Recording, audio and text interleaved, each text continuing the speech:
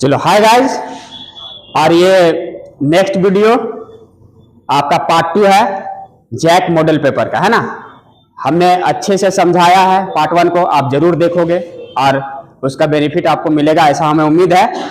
ये next part 2 में हम क्वेश्चन नंबर 6 से 1 to 5 हम पहला वीडियो में बना दिए हैं, और ये क्वेश्चन नंबर 6 से यहां से देखो क्या कह रहा है। कह रहा है कि if A B any square matrix then A plus A dash is, अगर ये स्क्वायर मैट्रिक्स है ए, तो ए प्लस ए डैश कैसा मैट्रिक्स होगा।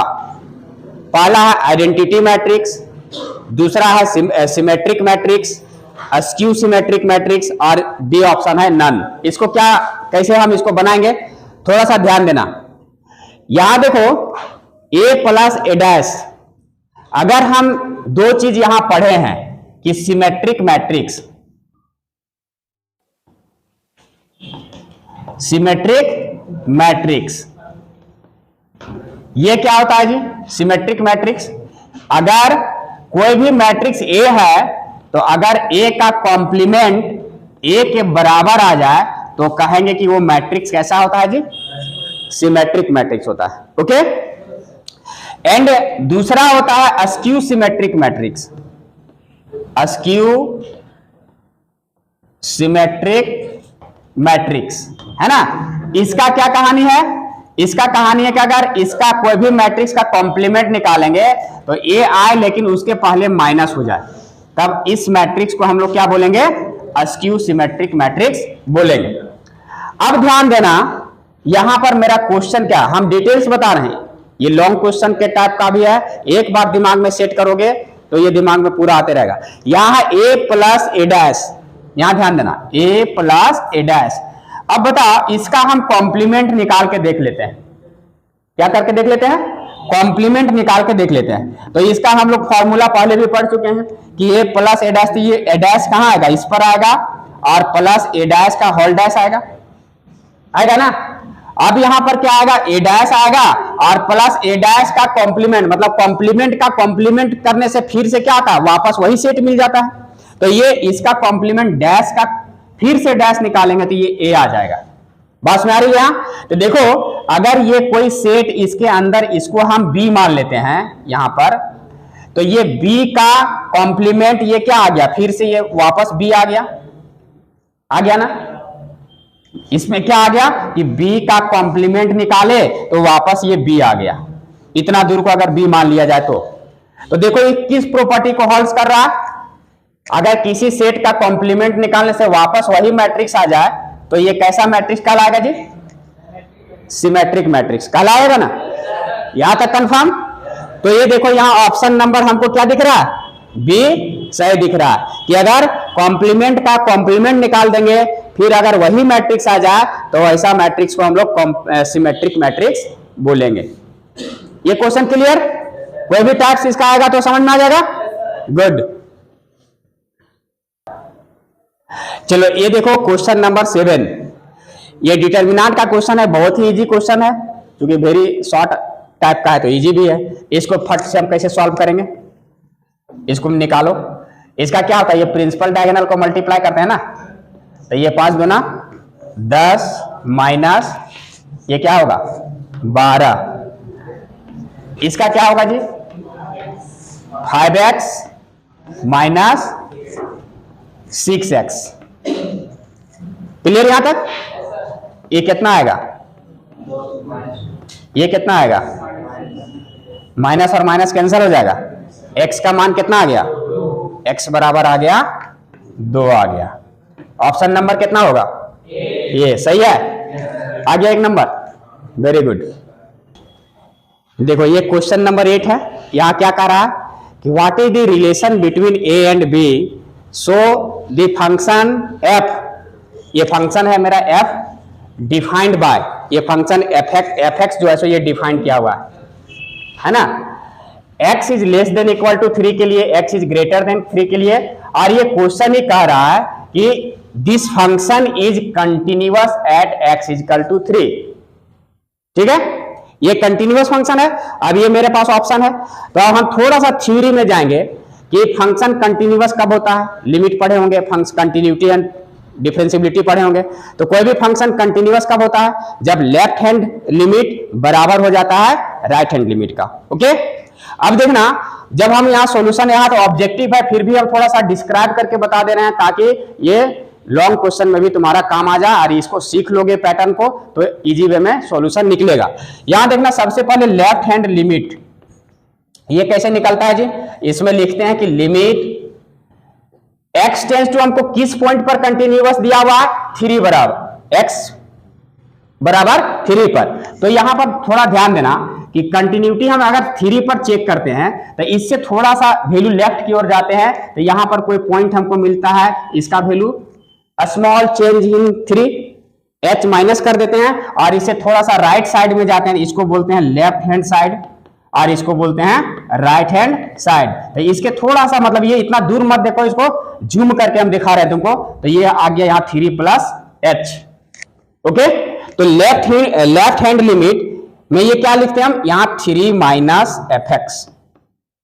अब यहां पर देखना फिर से क्या पुट करेंगे, जब लेफ्ट साइड में जा रहे हैं तो x टेंस टू यहां पर लिखेंगे 3 माइनस h और when x tends to, x बराबर भी लिख सकते हैं 3 माइनस h, और व्हेन x टेंस टू 3, जब x 3 की ओर जाएगा यहां पर इधर एकदम, तो यहां पर ये पॉइंट h क्या हो जाएगा, बिकम्स 0। तो यहां h जैसे 0 आ जाएगा तो यहां पर x जैसे 3 पर जाएगा तो 3 माइनस 3 h टेंस टू यहां क्या चला जाएगा, 0 चला जाएगा। तो इस लिमिट को हम कैसे चेंज करेंगे, ये आ जाएगा मेरा limit h tends to 0 f function, यहां आ जाएगा x के जगह 3 minus h। So this is equal to limit h tends to 0। अब यहां से पता करेंगे ये जो फंक्शन दिया हुआ है इस पैटर्न से, देखो यहां लिमिट 3 माइनस h मतलब x का वैल्यू लेस देन 3 हो रहा है। तो लेस देन 3 कहां से आ रहा है, देखो यहां दिया हुआ x is less than equal to 3 और यहां दिया हुआ x इज ग्रेटर देन 3। तो फंक्शन इस कंडीशन के लिए ये fx जो है सो किस वैल्यू के लिए डिफाइन कर रहा है, इस वैल्यू के लिए डिफाइन कर रहा है। तो x इज लेस देन 3 के लिए मतलब ax प्लस 1 के लिए ये डिफाइंड हो रहा है। तो यहां पर पुटिंग करेंगे हम फंक्शन x, इस चीज को इनपुट करेंगे, यहां पर ये चीज इनपुट क्या होगा, a यहां तो पहले से है वेरिएबल चीज में इनपुट होता है, x के जगह यहां पुट कर क्या करेंगे 3 माइनस h और ये प्लस यहां 1। Okay, so this is equal to, अब ये चूंकि इनडिटर्मिनेट फॉर्म में है नहीं, मतलब डिनोमिनेटर कभी 0 आ नहीं सकता है यहां पर, तो अब यहां से डायरेक्ट हम h टेंस टू 0 इसको पुट कर देंगे। तो यहां पर पुट करने से आ जाएगा ये a 3 माइनस 0 अब plus 1। So this is equal to, यहां पर देखो ये पार्ट 0 हो गया, 3a और प्लस 1, ये मेरा आ गया लेफ्ट हैंड लिमिट। अब हम यहीं से निकालेंगे राइट हैंड लिमिट। ओके, यहां देखना राइट हैंड लिमिट, इसको निकालो। यहां पर हम क्या लिखेंगे, limit x tends to 3 plus fx। So this is equal to limit, यहां पर फिर से हम देख रहे हैं कि राइट साइड में जब जाएंगे तो ये वाला पार्ट लेना पड़ेगा। तो x टेंस टू, अब यहां से हम देखते हैं कि x बराबर जब हम 3 प्लस h राइट साइड में लेते हैं तो when x tends to 3 h tends to becomes 0, तब यहां पर h टेंस टू 0 और f ये फंक्शन जो है ये आ जाएगा मेरा 3 प्लस h। अब बताओ कि ये लिमिट तो अभी यही रहेगा है ना, 3 प्लस h मतलब x का वैल्यू जो है सो 3 से थोड़ा सा ज्यादा लेना। ये किस फंक्शन, इस फंक्शन में किस वैल्यू के लिए डिफाइंड है, देखो x इज ग्रेटर देन 3, 3 से बड़ा के लिए ये वैल्यू डिफाइंड है, तो ये वाला लेना पड़ेगा इस पार्ट को। तो यहाँ bx plus 3, so this is equal to b, x के जगह इनपुट में यहां आ जाएगा 3 प्लस h और यहां से आ जाएगा प्लस 3। ठीक है, so this is equal to, यहां से आ जाएगा, ये इनडिटर्मिनेट फॉर्म में नहीं है तो h यहां पर 0 पुट कर देंगे तो दिस बिकम्स 3 प्लस 0 और ये प्लस 3, मतलब यहां से आ गया मेरा 3 इंटू बी और प्लस 3। ये पार्ट क्लियर हो गया।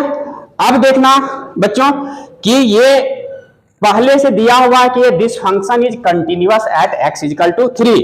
तो अब इसको हम x इजिकल टू 3 पर अगर देखते हैं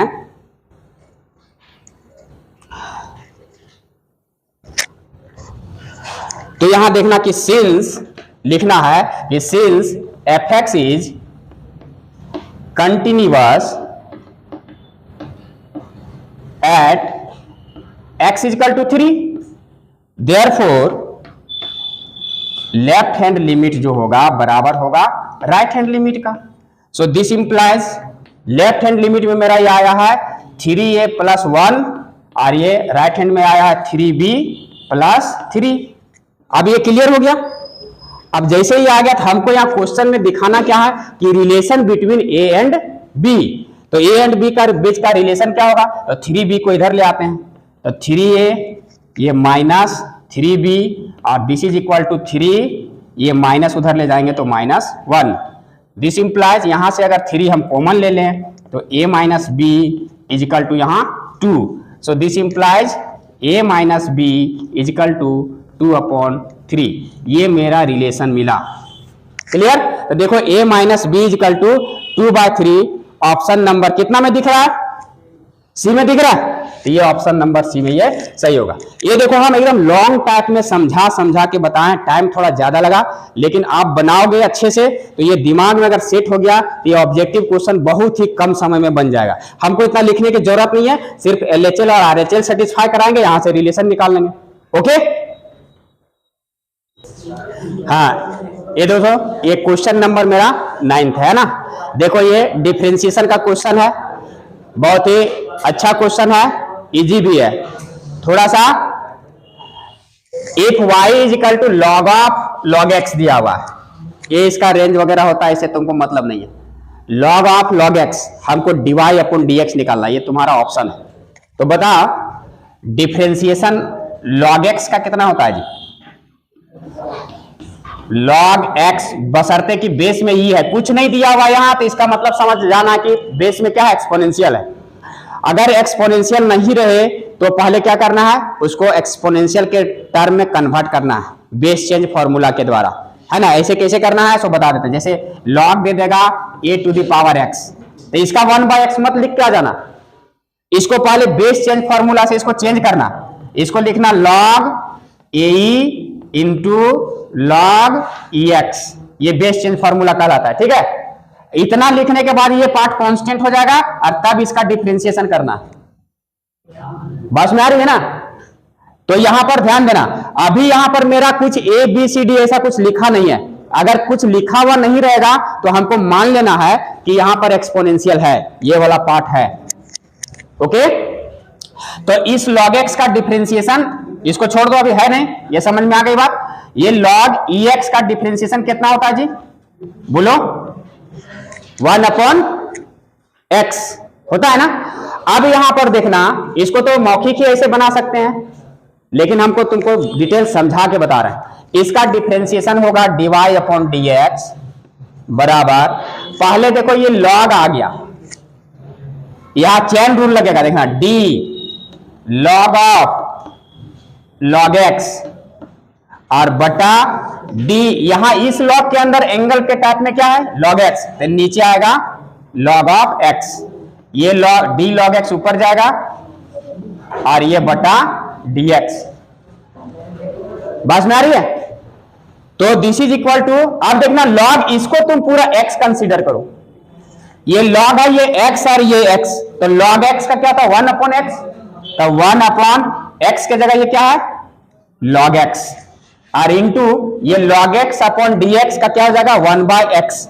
तो देखो तो 1/x log x, ये कितना आ गया जी 1/x log x। अब बताओ इसका ऑप्शन नंबर कितना आएगा 1/x log x का, 1/x log x, ये पार्ट आ गया मेरा ऑप्शन नंबर सी। बनाते आओगे ऐसा क्वेश्चन, गुड। चलो ये देखो पार्ट 2 का ये क्वेश्चन नंबर 10 है ना। यहां देखो क्या कह रहा है, if √x plus √y equal to √a तो फाइंड dy/dx। इसको डिटेल्स बताने की जरूरत नहीं है, बहुत ही कम टाइम लगेगा। डिफरेंशिएट कैसे करेंगे जी, √x का डिफरेंशिएशन फटाफट बोलो जो बढ़िया से जोर से, 1/√y का विद रिस्पेक्ट टू x कर रहा है, तो 1/2√y और फिर y ऊपर जाएगा dy/dx होगा ना, और √a का 0। Very good.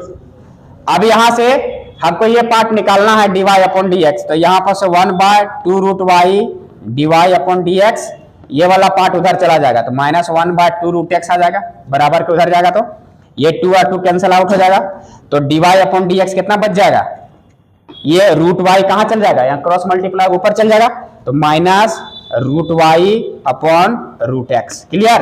ऑप्शन नंबर कितना दिख रहा है? हाँ कितना दिख रहा है?